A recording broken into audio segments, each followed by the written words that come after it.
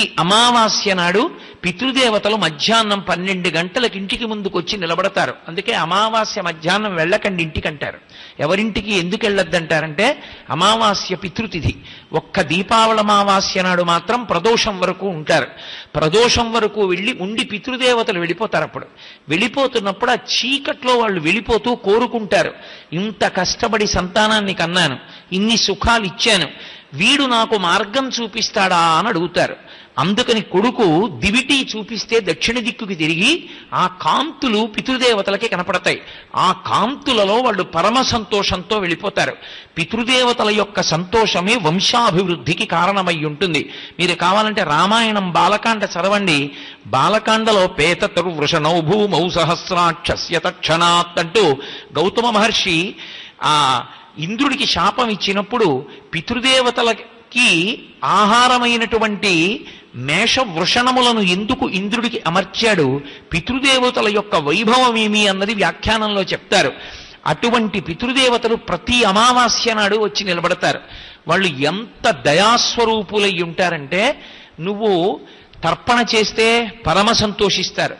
కనీసం జలతర్పణ చేయకపోతే ఒక బ్రాహ్మణుడికి ఒక్క స్వయం పాకం ఇస్తే మురిసిపోతారు. నువ్వు అది కూడా ఇవ్వకపోతే కించిత్ ద్రవ్యం ఇస్తే మురిసిపోతారు. అది కూడా ఇవ్వకపోతే మధ్యాహ్నం 12 గంటల వేళ కనీస విధి కొడుకుది. 12 గంటలకి ఇంట్లో నిలబడి ఒక్కసారి వీధి గుమ్మం తెరిచి ఆ వీధి గుమ్మం వైపుకి 2 చేతులు 3 మార్లు ఇలా చూపించాలి. నాన్నగారండి ఏమనుకోకండి, ఇవాళ నేను మీకు ఏమీ చెయ్యలేకపోయాను, నన్ను క్షమించండి అని చెప్పాలి. 3 మాటలు చేతులు ఇలా చూపిస్తే చాలు. ఆ చూపించినంత మాత్రం చేత సంతోషించి పోన్లే నాన్న వచ్చే అమావాస్య నాడు పెడుదువుగానివని ఆశీర్వచనం చేసి వెళ్ళిపోతారు తేజరూపాలతో. అంతటి దయామయులై ఉంటారు పితృదేవతలు. భవతి ఉన్నాను అనడానికి కారణం తండ్రి. అటువంటి తండ్రి శరీరంతో ఉన్నంతకాలం తండ్రిని గౌరవించాలి. తండ్రి శరీరం పతనమైపోతే ఆయన కోరుకునేది ఒక్కటే, పున్నామ నరకము నుండి తప్పించగలిగిన వాడు కాబట్టి పుత్రుడు. గయాశ్రాద్ధం పెట్టాలి నా కొడుకని కోరుకుంటాట. ఆ గయాశ్రాద్ధం పెట్టి గయ వెళ్ళి శ్రాద్ధం పెట్టని కొడుకు ఎవరు ఉంటాడో ఆ కొడుకుని చూసి వాళ్ళు దుఃఖాన్ని పొందుతారు. ఇంతటి దుర్మార్గుణ్ణి కన్నాను నేనని. మీరు దేవీ భాగవతం లాంటి గ్రంథాలు పరిశీలించి చూడండి. దుష్టుడైనటువంటి కుమారుడు ఒకడు పుడితే అంతకు ముందు పుణ్యం చేసుకున్నటువంటి 7 తరాల పితృదేవతల్ని కిందకి లాగేస్తారు. అందుకే తండ్రి కుమారుణ్ణి కనేటప్పుడు అంటే భార్య గర్భంతో ఉన్నప్పుడు గర్భ సంస్కారములు చేస్తారు. ఆ గర్భంలో ఉన్న జీవుడు ఎవరొస్తున్నాడో తెలియదు. ఒక్కొక్కసారి శత్రువు పుత్రుడుగా వస్తాడు బాధ పెట్టడానికి. కొడుకుగా వచ్చి ఏది మాట వినడం, తండ్రిని ఏడిపించడమే వాడికి ప్రయోజనంగా వస్తాడు. శత్రువు కొడుకుగా వస్తాడు. లోపల ఉన్న జీవుడు ఏ సంస్కారంతో వస్తున్నాడో తెలియదు కాబట్టి వాణ్ణి సంస్కరించడానికి గర్భ సంస్కారములు వచ్చాయి. గర్భ సంస్కారములన్నీ చెయ్యకపోతే, అలా చెయ్యనప్పుడు కనీసం శ్రీరామాయణాన్నంతటిని వింటారు. శ్రీరామాయణం అంతా వింటే గర్భిణి స్త్రీ ఆమె సమస్త సంస్కారములను పొందినట్టు. దాని వలన ఉత్తముడైన వాడు వంశానికి కీర్తి తెచ్చేటటువంటి కొడుకు పుడతాడు. అథవా అది కూడా చేయకపోతే బాలకాండలో చెప్పినటువంటి షణ్ముఖోత్పత్తి, శ్రీమద్భాగవతంలో ఉన్నటువంటి దశమస్కంధంలోని కృష్ణలీలలు వినమన్నారు. అవి 2 విన్నా కూడా ఉత్తముడైనటువంటి కుమారుడు జన్మిస్తాడు అని. కాబట్టి తండ్రి అసలు పుట్టేటప్పుడే కొడుకు మంచివాడు పుట్టాలని, పుత్ర సంతానం కలగాలని, దాని వలన తాను పున్నామ నరకాన్ని పోగొట్టుకోవాలని కోరుకుని ఆర్తితో కుమారుణ్ణి కంటాడు. ఒక కుమారుణ్ణి కనడానికి ఎంత ఆర్తి పొంది కన్నారు అన్నది పురాణాలు పరిశీలిస్తే మనకి ఆశ్చర్యం కలుగుతుంది. మార్కండేయ మహర్షిని కనడానికి మృకండు ఎంత తపస్సు చేశాడు. ఇప్పటికీ ద్రోణాచార్యుల వారు తన కుమారుడైనటువంటి అశ్వత్థామని పొందడానికి పరమశివుడి గురించి తపస్సు చేసినటువంటి క్షేత్రం ఉంది. ఆ డెహ్రాడూన్ దగ్గర నుంచి ముస్సోరీ వెళ్ళిపోతుంటే మధ్యలో ఒక పెద్ద పర్వత గుహ ఉంటుంది. అద్భుతమైనటువంటి గుహ. ద్రోణాచార్యుల వారు ఏ అరుగు మీద కూర్చుని కొడుకు కోసం ఈశ్వరుడి గురించి తపస్సు చేశారో ఆ అరుగు కూడా ఇప్పటికీ ఉంటుంది. అక్కడే ఒక అద్భుతమైన శివలింగం. ఆశ్చర్యం ఏమంటే ఎంతో మంది లోపల కూర్చుని భజన చేస్తున్నా సరే దాదాపు 10 నుంచి 15 అడుగుల పొడుగున్నటువంటి పెద్ద నాగుపాము ఒకటి ఇంతమంది మధ్యలోంచి వచ్చే ఆ శివలింగాన్ని చుట్టుకుంటుంది. చుట్టుకుని కొంతసేపు ఉండి విడిచిపెట్టి వెళ్ళిపోతుంటుంది. ఇప్పటికీ అది సంతానాపేక్ష కలిగినటువంటి వారు ప్రత్యేకంగా వెళ్ళి ఆ క్షేత్రంలో దర్శనం చేస్తూ ఉంటారు. శ్రీముఖలింగం ఎంత గొప్పదో శ్రీకాకుళంలో ఆ ద్రోణాచార్యుల వారి గురించి, ఆ అశ్వత్థామ కొరకు ద్రోణాచార్యుల వారు తపస్సు చేసినటువంటి ఆ క్షేత్రం అంత గొప్పది.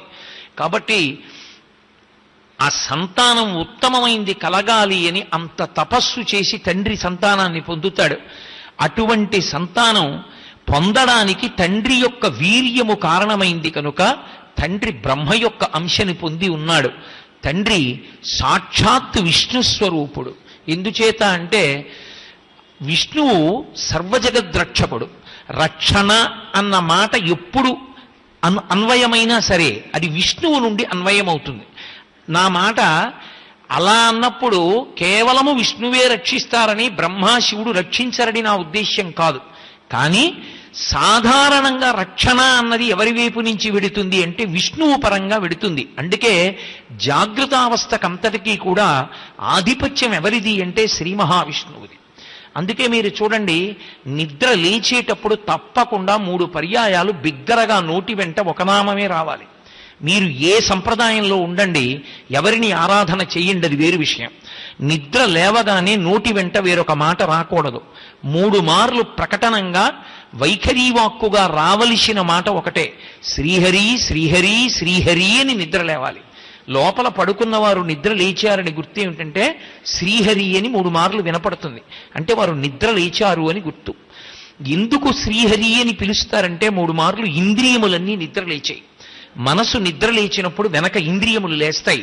కన్ను పనిచేయడం మొదలుపెట్టింది, చెవి పనిచేయడం మొదలుపెట్టింది, నోరు పనిచేయడం మొదలుపెట్టింది, నాలుక చర్మం స్పర్శ చెప్పడం మొదలుపెట్టింది, ముక్కు వాసన చెప్పడం మొదలుపెట్టింది. మీరు వెంటనే జవాబు చెప్పే ప్రయత్నం చేయకండి.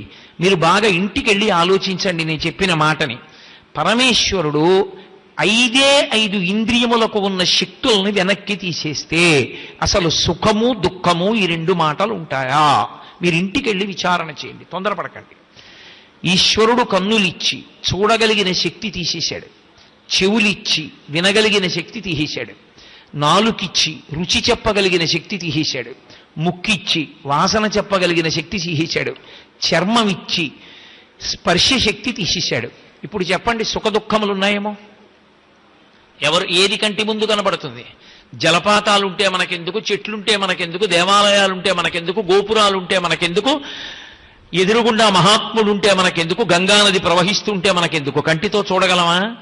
ఎంత వాంగ్మయం ఉంటే ఎందుకు, పక్షుల కోతలు ఎందుకు, ప్రభాత సమయంలో పాడేటటువంటి గీతాలు ఎందుకు, లేకపోతే వాద్య పరికరములు మ్రోగించినప్పుడు వచ్చేటటువంటి మధురమైనటువంటి ధనులు ఎందుకు, రామాయణాది కావ్యములు ఎందుకు? ఏం చదువుకుంటారు, ఏం వింటారు?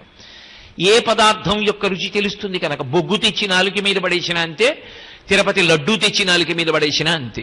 స్పర్శ తెలియదు, దేన్ని ముట్టుకున్నా ఒకలాగే, అసలు ఏమీ తెలియదు. కాబట్టి ఇంకా ఏ సుఖం ఉంది? అసలు సుఖము లేదు, దుఃఖము లేదు. సుఖము దుఃఖము ఈ 2 మాటలు దేనిని ఆశ్రయించి ఉంటాయంటే ఇంద్రియములు మనస్సు, ఈ రెండిటిని ఆశ్రయించి ఉంటాయి. ఇంద్రియముల ద్వారానే సుఖ దుఃఖములు తెలుస్తాయి. ఇంద్రియములకు అధిదేవత ఎవరు అంటే విష్ణువు. అందుకే అదోక్షజుడు అని పేరు.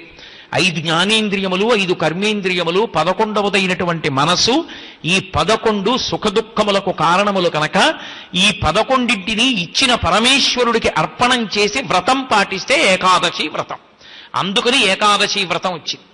ఏకాదశి నాడు ఉపవాసం ఉండి వ్రతం ఎందుకు చేస్తారు అంటే విష్ణు భగవానుని యొక్క అనుగ్రహాన్ని పొందడానికి, ఆయన చేసిన ఉపకారాన్ని స్మరించడానికి.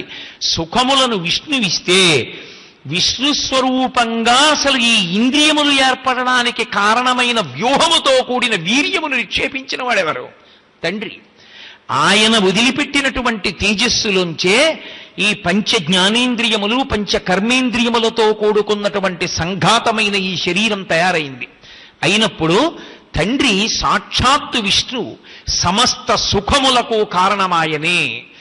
ఏ సుఖం అనుభవించినా ఆ సుఖములకు కారణమైన శరీరము ఉండడానికి కారణమైన వాడు తండ్రి.